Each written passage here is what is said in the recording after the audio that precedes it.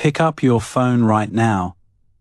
Look at the screen full of words, messages, information, everything you read, everything you write, everything recorded in books and documents and databases. All of it depends on an invention that is only about 5,000 years old. Before writing, there was no history, only memory, and memory fades. Here is something that should haunt you. Humans built the first cities, developed agriculture, created complex societies, and established trade networks spanning continents, all before anyone could write a single word. Thousands of years of human achievement, innovation, and drama happened without anyone recording it. We almost lost it all. The first cities rose around 7,000 years ago. Writing appeared around 5,000 years ago. That means at least 2,000 years of urban civilization, with kings and priests and merchants and artists, left no written record, no histories, no contracts, no literature, just silence where voices once were. If you are settling in for sleep tonight, this is the kind of mystery that puts everything in perspective. We think of history as what is written down, but most of human experience was never written. It was lived, remembered, passed on through stories, and mostly forgotten. Subscribe and stick around. Let me tell you about what we know of those unwritten millennia and how we know it. Because archaeologists have become remarkably skilled at reading history without words, at reconstructing vanished worlds from the things people left behind. The story begins around 12,000 years ago, at the end of the last ice age, when humans in several parts of the world independently invented agriculture. In the Fertile Crescent of the Middle East, in China, in Mesoamerica, in the Andes, people stopped wandering and started farming. This changed everything about human society.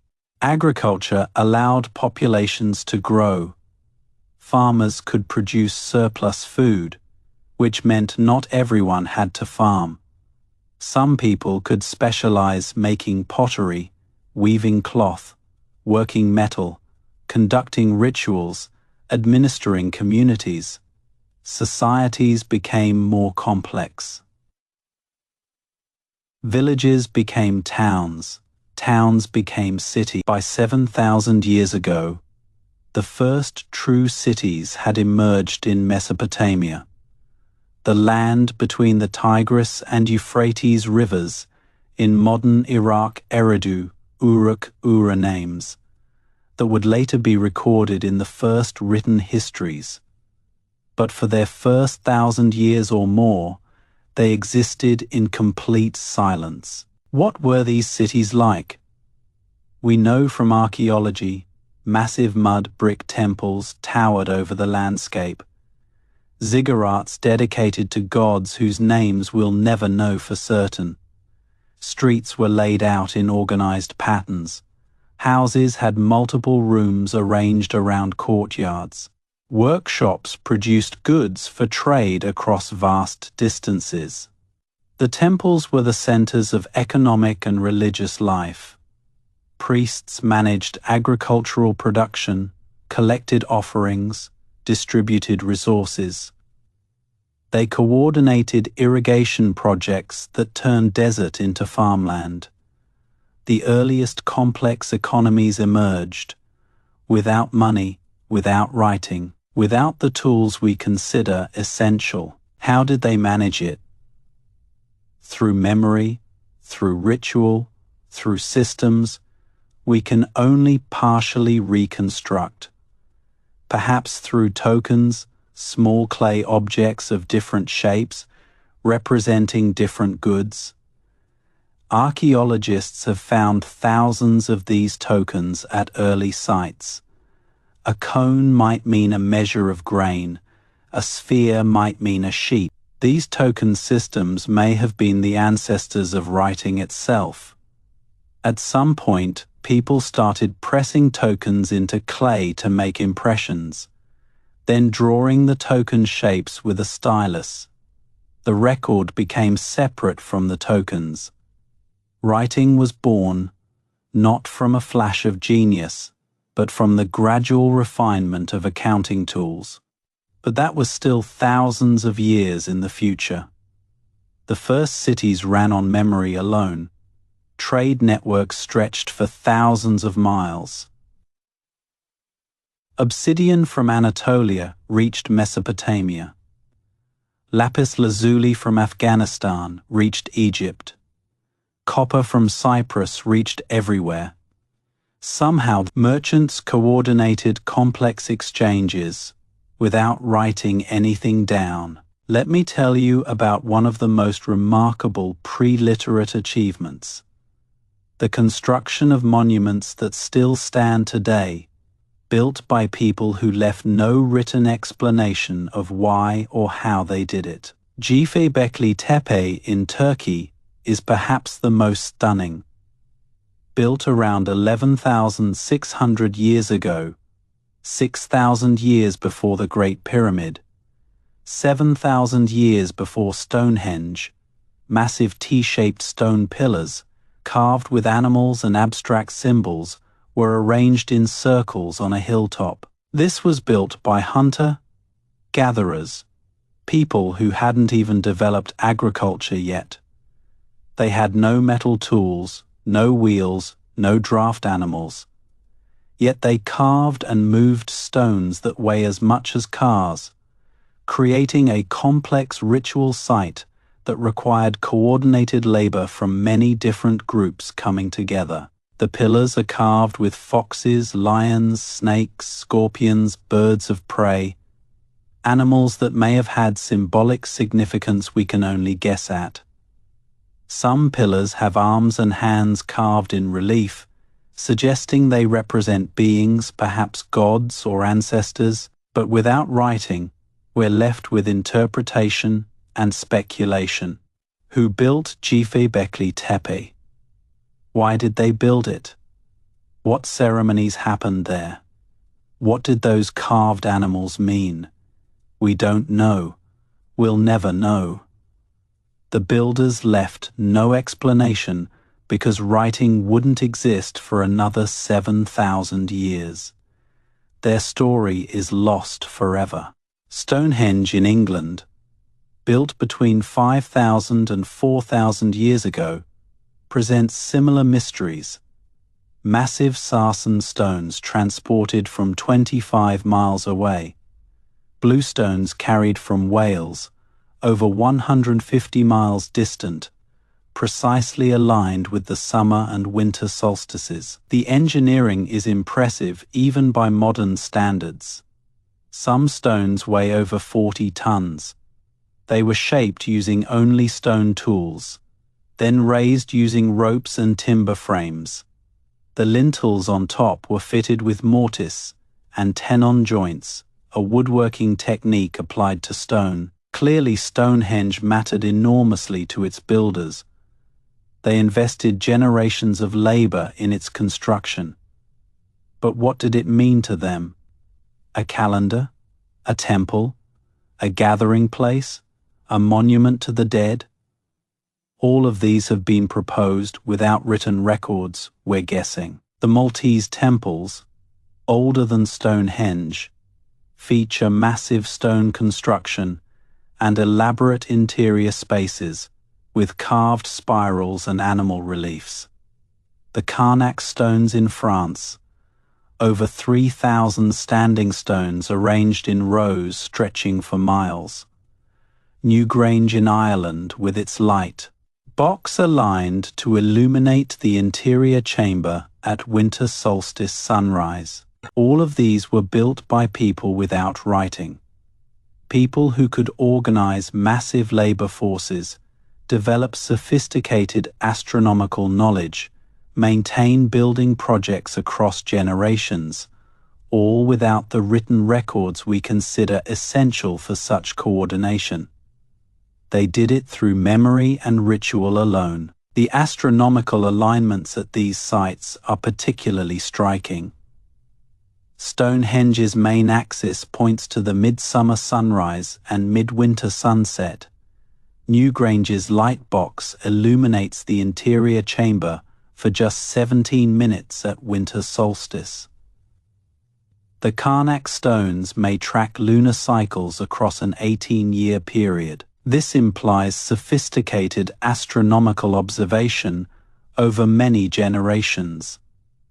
Someone had to notice patterns in the sky, record them somehow, refine the observations over decades, and transmit this knowledge to builders who incorporated it into stone, all without writing a single calculation. How did they do it? We can only speculate.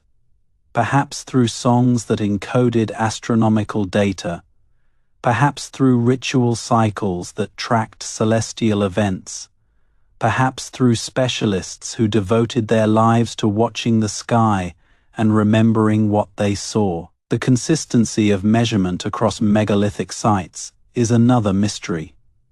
Alexander Thom, an engineer who surveyed hundreds of stone circles, proposed that the builders used a standard unit he called the megalithic yard, about 2.72 feet. Sites across Britain and France seem to use this unit consistently. If Thom was right, this implies communication and standardization across vast distances and many centuries. How did unconnected communities maintain consistent measurements without written standards? Through trade, through traveling specialists, through shared ritual practices? We simply don't know. Let me tell you about oral tradition and what it could accomplish. Because we tend to underestimate cultures without writing. Our bias toward literacy makes us assume non-literate peoples were primitive. They weren't. They were differently equipped. The human brain evolved for oral culture. For hundreds of thousands of years, all knowledge was transmitted orally. Our brains are exquisitely adapted for remembering stories, songs, rhythmic patterns, and emotionally significant information. Writing is the newcomer. Our brains are still optimized for speech. Oral cultures developed sophisticated memory techniques. Information was encoded in songs, poems, and formulas that could be recited exactly. Rhythm, rhyme, and repetition served as memory aids.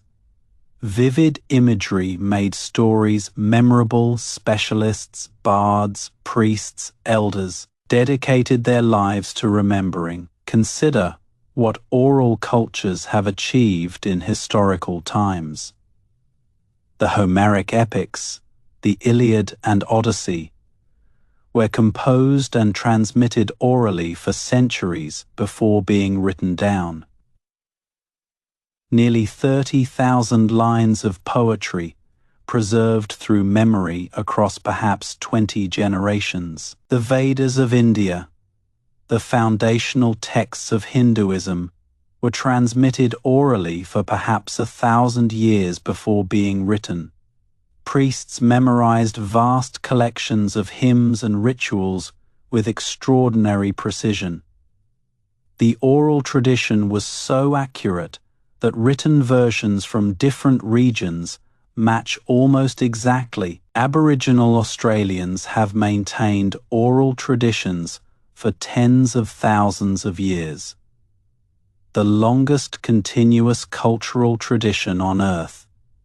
Their stories encode detailed knowledge of landscape, water sources, seasonal patterns, and navigation routes. Some stories appear to describe events from the last ice age, over 10,000 years ago. These examples show that oral tradition can preserve complex information across enormous spans of time. The pre-literate civilizations that built Göbekli Tepe and Stonehenge had the same cognitive capabilities. Their oral traditions simply didn't survive the transition to literate culture. But oral tradition has limits. It works best for stories, for memorable narratives with emotional power. It is less effective at preserving dry facts, exact dates, precise measurements, lists of names. These details drift and blur over generations, transformed by each retelling. And oral tradition dies with its carriers. If a community is destroyed by war, disease, migration, its stories die with it. There is no backup, no archive, no way to recover what is lost. When the last speaker of a language dies, everything preserved only in that language dies too. This is why the pre-literate past is so silent.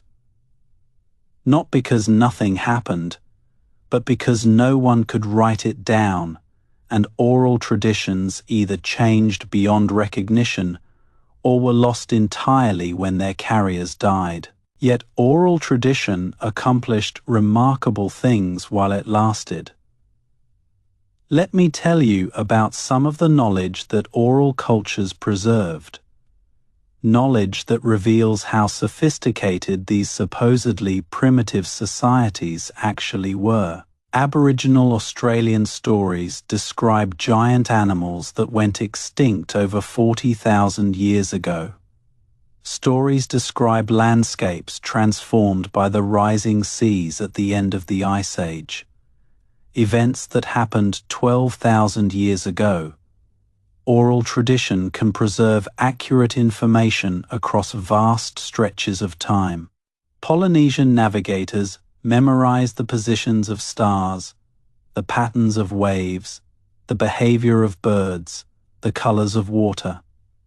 They sailed thousands of miles across open ocean without instruments or charts, finding tiny islands they'd never seen by following knowledge passed down through generations. Traditional healers in many cultures knew which plants treated which ailments, knowledge later confirmed by modern pharmacology.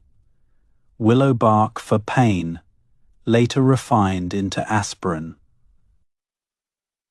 Foxglove for heart problems, later refined into digitalis. Oral tradition preserved medical knowledge that saved lives. None of this was written down. It was remembered, sung, performed, demonstrated.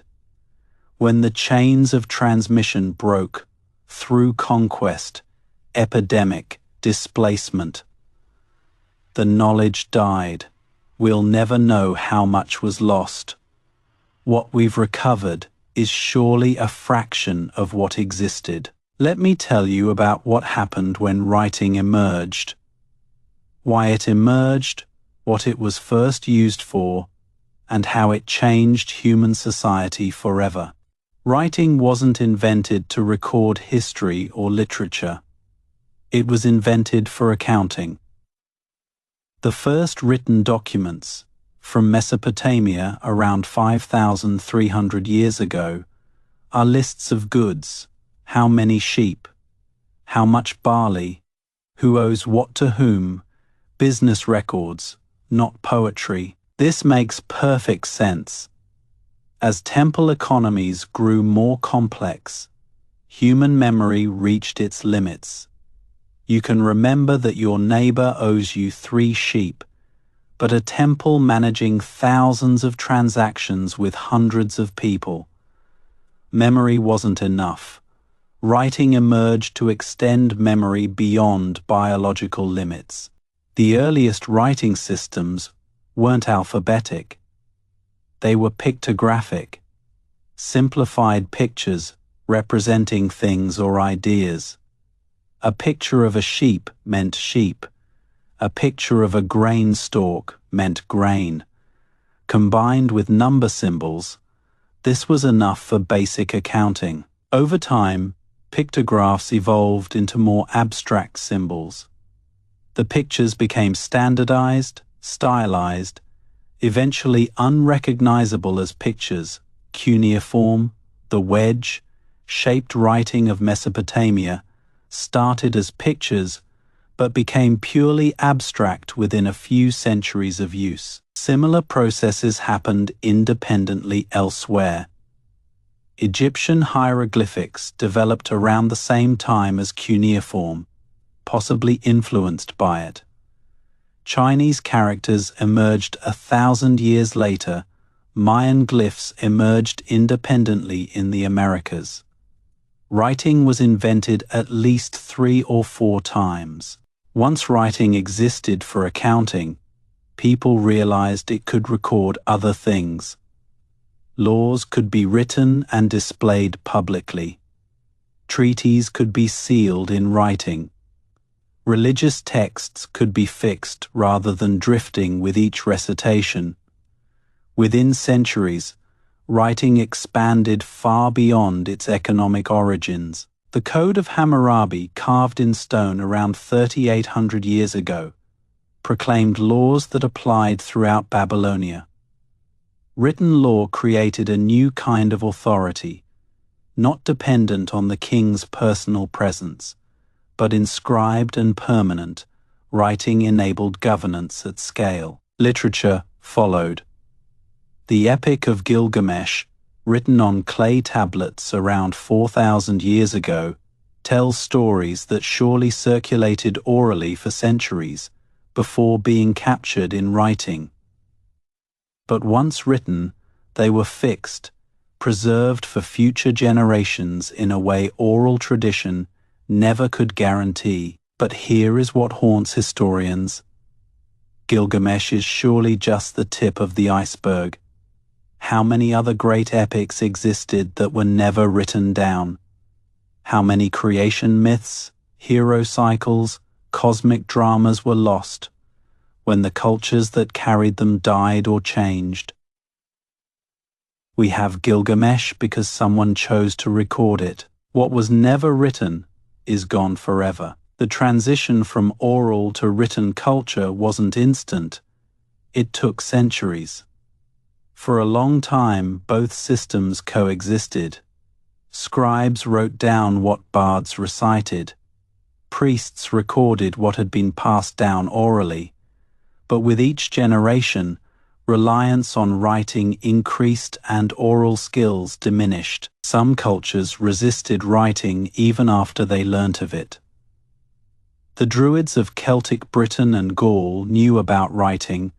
They had contact with literate Greeks and Romans, but chose to keep their sacred knowledge oral. They believed that writing down the mysteries would profane them. The result? When the Druids were suppressed, their knowledge died with them. We have only fragments, preserved by outside observers who may not have understood what they were recording. An entire religious and philosophical tradition, deliberately kept oral, was lost. This is the tragedy of oral culture in a literate world. Once writing exists, what isn't written becomes vulnerable. Oral traditions that lasted millennia can be broken in a generation if their carriers are killed, converted, or dispersed. Writing created a new fragility for the unwritten. Writing enabled history itself. For the first time, specific events could be recorded with dates and details.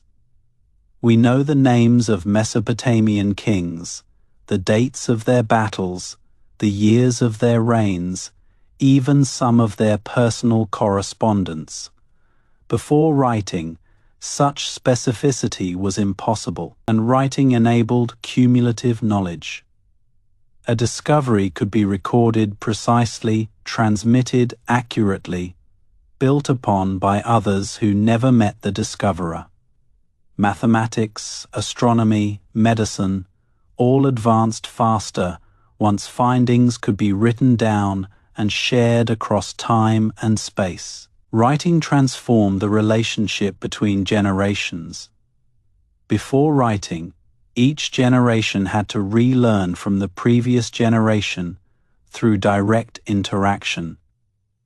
If that chain was broken, if teachers died before students learned, knowledge was lost. Writing broke the chain's dependence on continuous transmission. A written text can wait. It can survive the death of its author by centuries. It can teach someone the author never met, in a place the author never visited. Writing collapsed time and space, allowing minds to meet across barriers that had always been insurmountable. This changed what was possible for human thought. Philosophy as systematic inquiry required writing. You need to compare arguments, identify contradictions, build on previous conclusions. Science required writing. Observations must be recorded precisely, methods described for replication. Mathematics advanced rapidly once it could be written. The Babylonians developed sophisticated algebra and geometry, preserving their methods on clay tablets.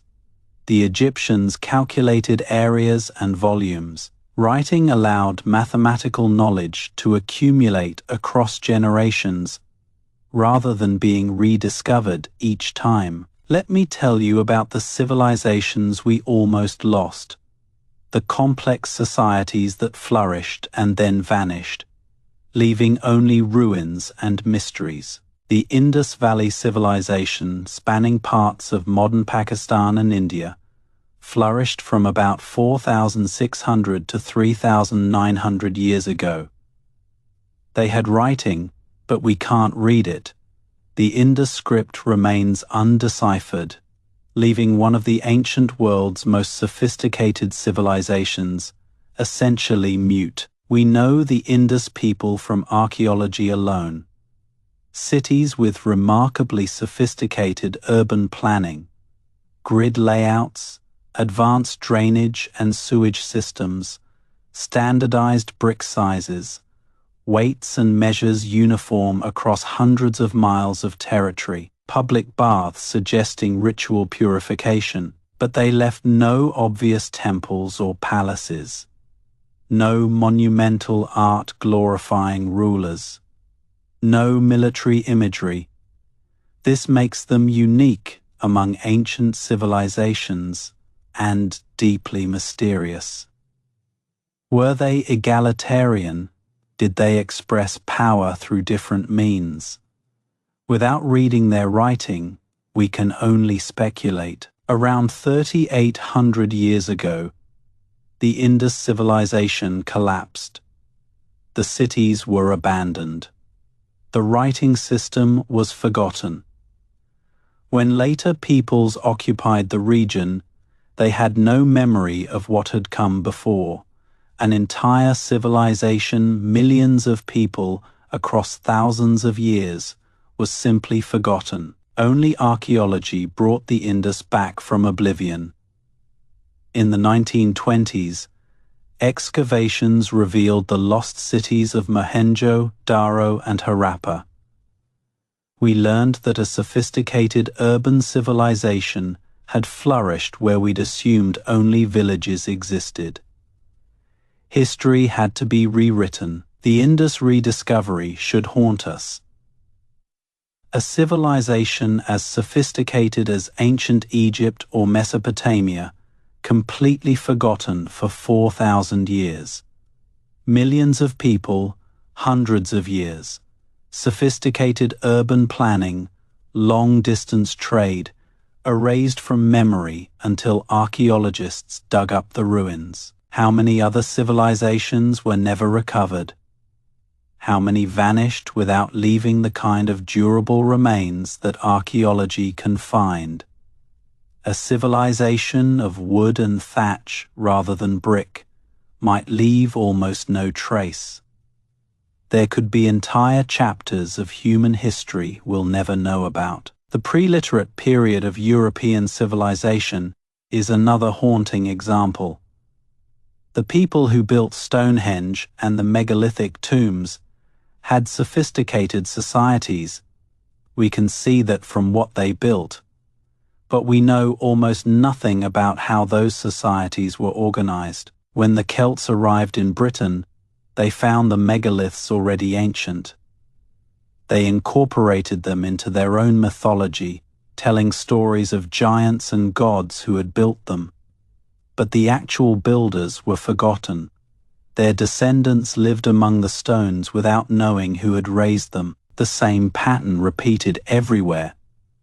Later, peoples found earlier monuments and invented explanations. The Egyptians of the New Kingdom couldn't read the earliest hieroglyphics. The Greeks attributed Mycenaean ruins to mythical heroes. Memory is short. Stone outlasts it. Let me tell you about what was lost. The incalculable wealth of human experience that vanished, because it was never written down or was written in scripts we cannot read. Consider the individuals. In the 5,000 years of pre-literate complex society, billions of people lived and died. Kings ruled, priests prayed, artists created, lovers loved, parents grieved, children played, and not a single name survives from most of this period. Not one individual can be identified. We don't know the name of whoever designed Göbekli Tepe or Stonehenge. We don't know the names of the chiefs who ruled the first cities. We don't know the names of the inventors who developed bronze working, or the wheel, or the sail, or the plough. Their achievements survive. They themselves are forgotten. Consider the stories. Every culture has creation myths, hero tales, explanations of natural phenomena.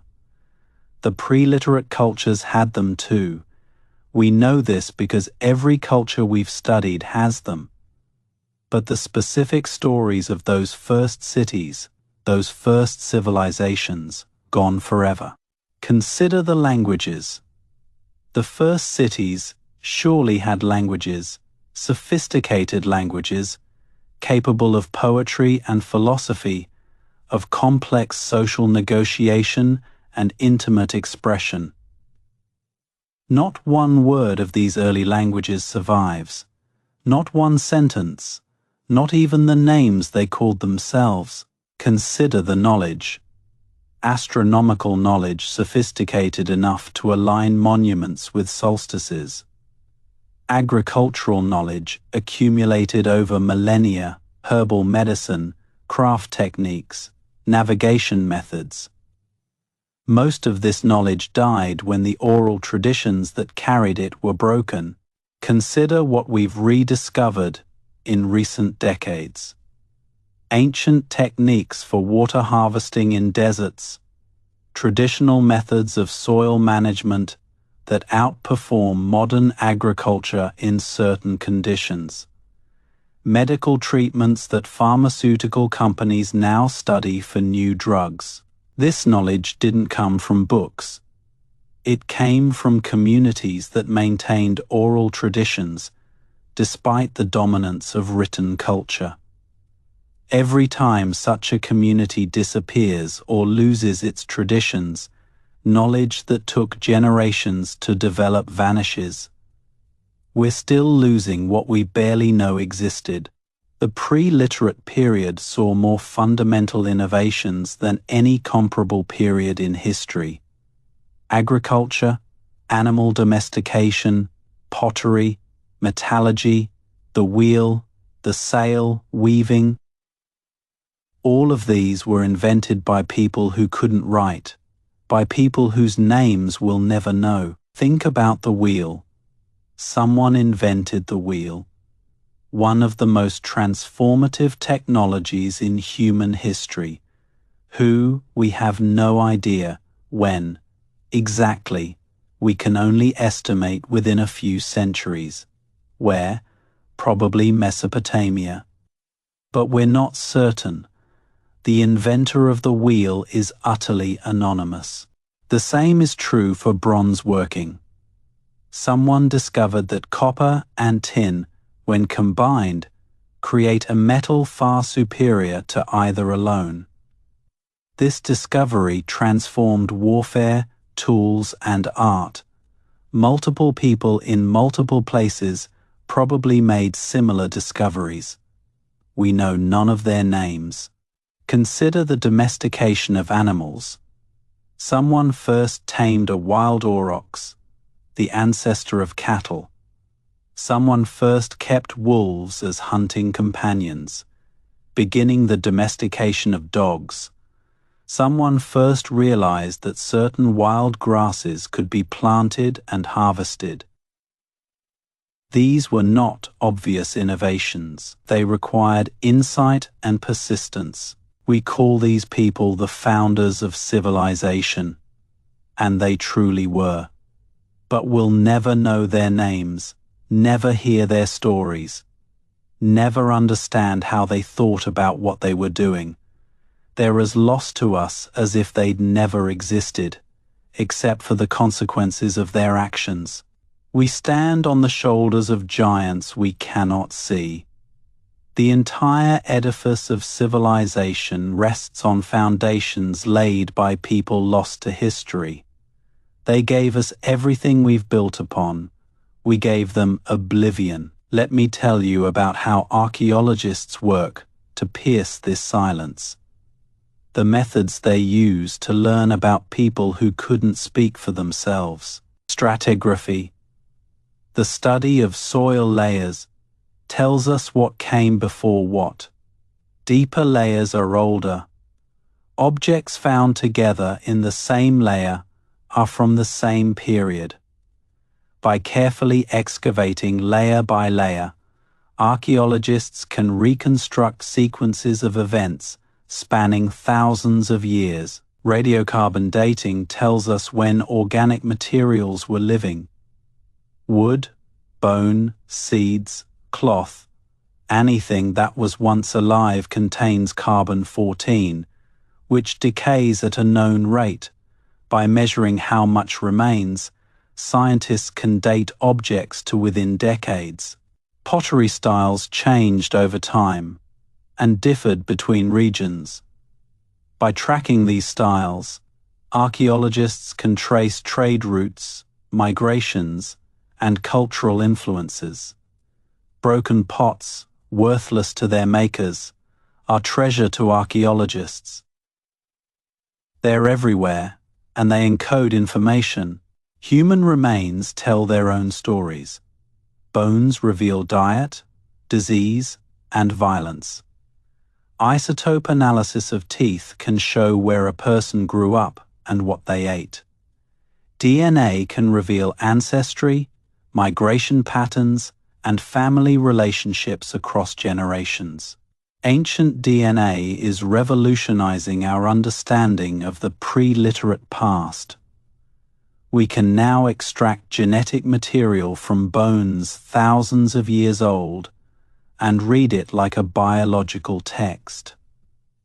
This tells us things that archaeology alone never could. Who was related to whom, where populations migrated from, how groups mixed and changed. The results have been surprising. The people who built Stonehenge were largely replaced by newcomers from the European continent around 4,500 years ago. The original builders' genes are still present but diluted. We know this not from any written record, but from the DNA of their bones. Similarly, DNA has revealed that European farmers were largely descended from migrants who brought agriculture from the Middle East. The original hunter-gatherer populations were partially absorbed, partially displaced. Population histories we could never have known without genetic analysis. Architecture speaks without words. The size and elaboration of buildings reveal social hierarchy. Some people clearly had more resources than others. The presence of temples suggests organized religion. Fortifications imply warfare. Storage facilities indicate economic planning. Even trash tells stories. Ancient garbage heaps, called middens, preserve what people ate, what they made, what they discarded.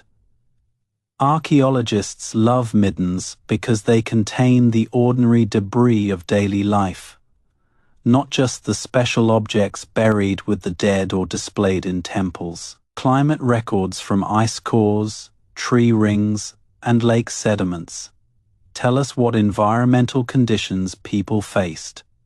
Droughts, floods, temperature shifts. These shaped human history as much as human decisions did.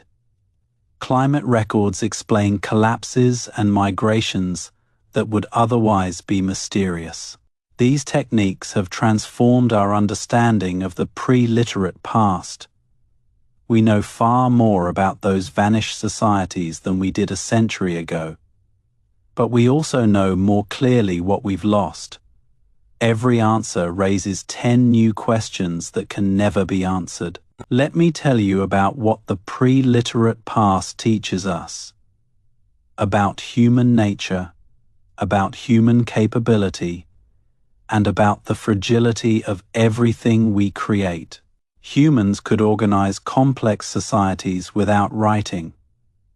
This is remarkable. We tend to think bureaucracy requires paperwork. The pre-literate cities prove otherwise. Human memory, human trust, human ritual, these were enough to coordinate thousands of people across generations. Humans could build monumental architecture without written plans. The knowledge was carried in heads, in traditions, in practical skills passed from master to apprentice. The buildings were planned, but the plans existed only in living minds. Humans could maintain long-distance trade networks without written contracts. Trust was personal, based on relationship and reputation. Trade goods traveled thousands of miles through chains of mutual obligation that no court could enforce. This tells us something important about human nature. We're often told that civilization requires formal institutions, laws, contracts, bureaucracies. The pre-literate past shows that is not entirely true. Humans can cooperate at large scales through informal means, reputation, ritual, mutual obligation. Trust was different in the pre-literate world. It was personal, based on face-to-face relationships built over years. You knew the people you dealt with, they knew you.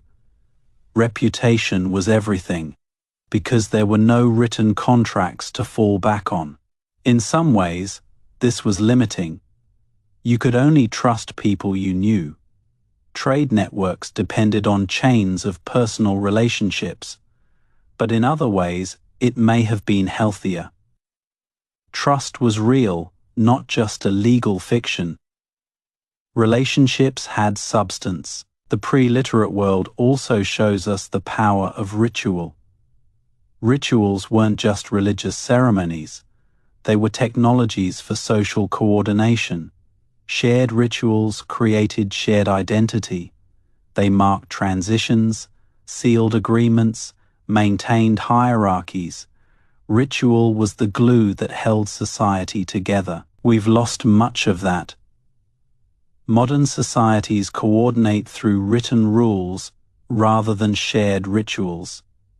This is more efficient in some ways, but it may leave us lonelier, less connected to each other and to our communities than our ancestors were. This suggests that much of what we consider necessary for civilization is actually optional. Writing helps, money helps, formal legal systems help. But humans built sophisticated societies without them. The foundations of civilization are social, not technological. But the pre-literate past also shows how fragile civilizations can be. The Indus civilization was forgotten. How many others vanished the same way?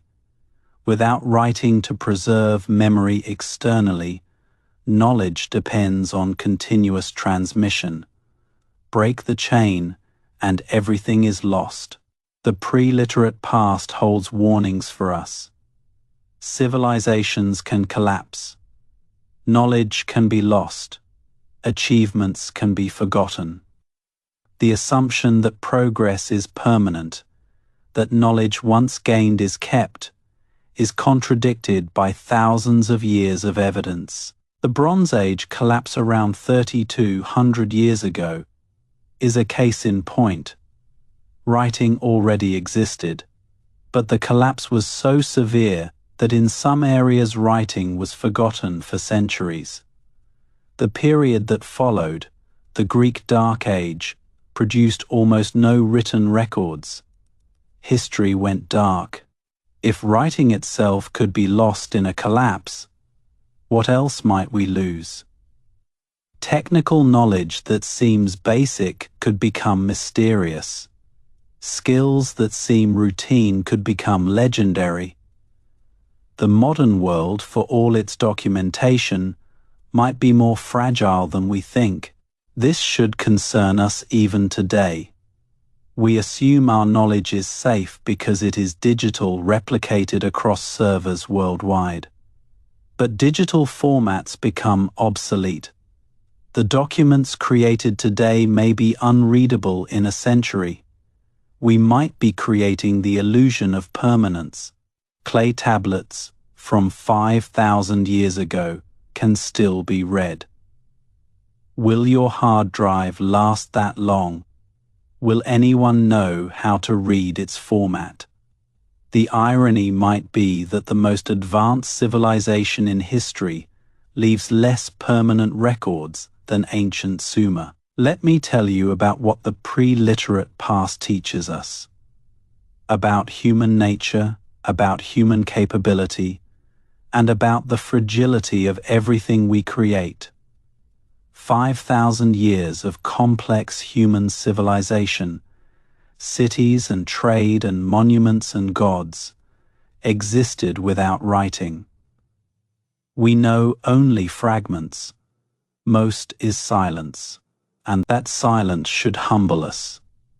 We think we know the past because we have written records, but written records cover only a fraction of human experience. Before writing, there were millennia of achievement and struggle and love and loss, gone forever, irretrievable. But the silence should also inspire us. Our ancestors accomplished remarkable things without the tools we consider essential. They built Göbekli Tepe without metal, without wheels, without writing. They coordinated thousands of people through memory and ritual alone. They prove that human capability doesn't depend on technology. The most important things, cooperation, creativity, determination, love, existed before writing and will exist after our technologies are forgotten. The human spirit predates and transcends history. What did they think about? Those pre-literate ancestors. The same things you think about, probably love and death, children and parents, the changing seasons, the stars at night. Human concerns haven't changed much in thousands of years, just the technologies we use to address them. They had joys and sorrows we'll never know. Weddings and funerals, victories and defeats, moments of connection and moments of loneliness. Full human lives, as meaningful to them as yours is to you. All unrecorded, all lost except for what they built and left behind. The people who built the first cities couldn't have imagined you. They couldn't have imagined writing itself, or the vast libraries and databases it would enable, or the instant global communication you take for granted. But they laid the foundations. Everything we've built rests on what they achieved. You are the heir to those anonymous founders. The wealth and complexity of modern civilization grows from seeds planted 5, 6, 7,000 years ago by people whose names will never be known.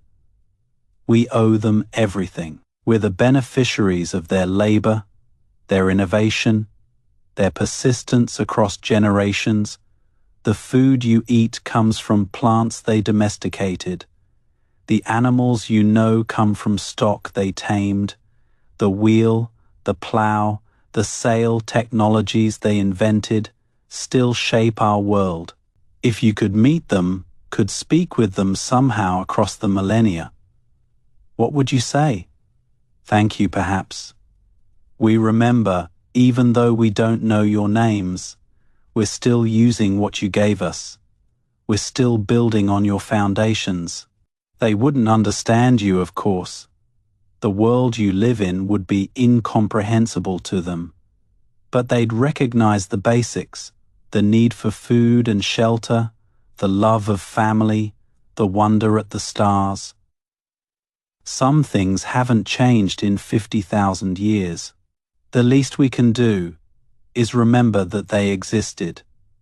Remember that before history, there was achievement.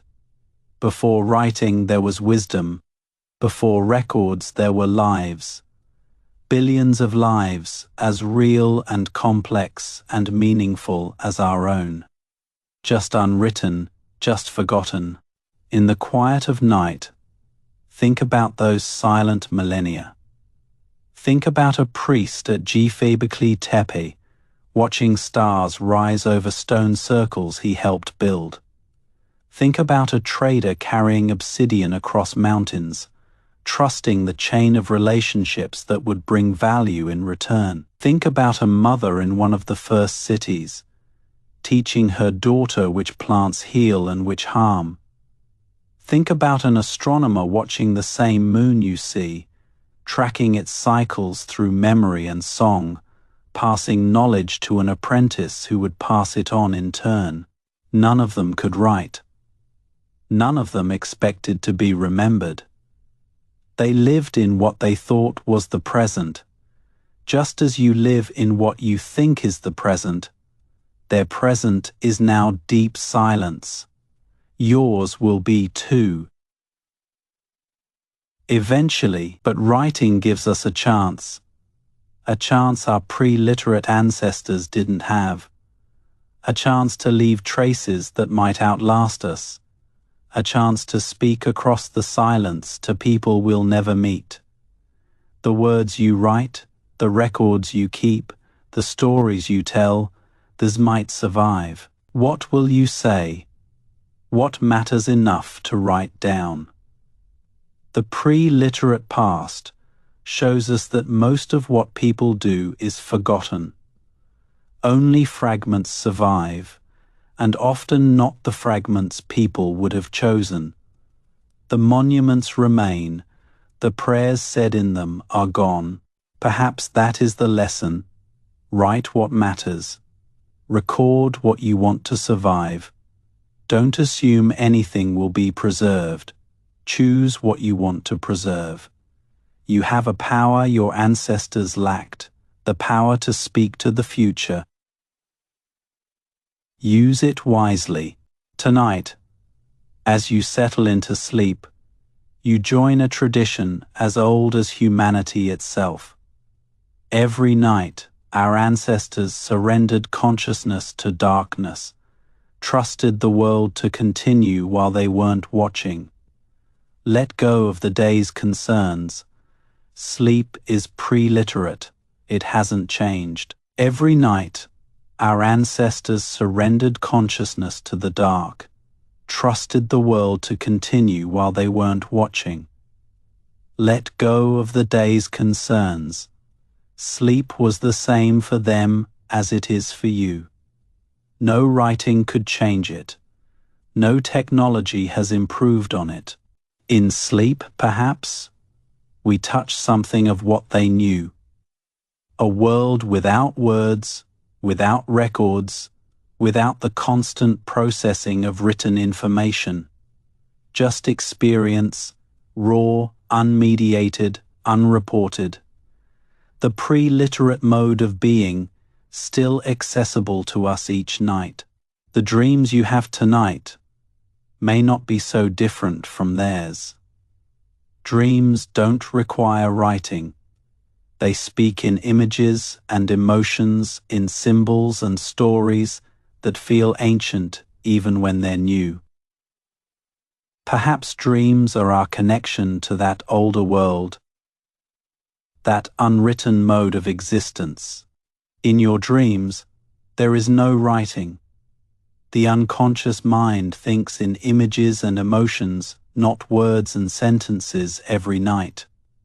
You return briefly to the older mode of being, the way humans experienced existence before symbols changed everything. Thanks for spending this time with me tonight, thinking about the vast silence before written history and the people who lived through it. There are more mysteries to explore on this channel. Subscribe if you haven't, and I'll see you next time. Good night, sleep well, and remember, you live in the era of records, the brief age when experience can be captured and preserved. That is a privilege your ancestors didn't have. What will you leave behind? What traces will speak for you across the silence? Something to think about someday.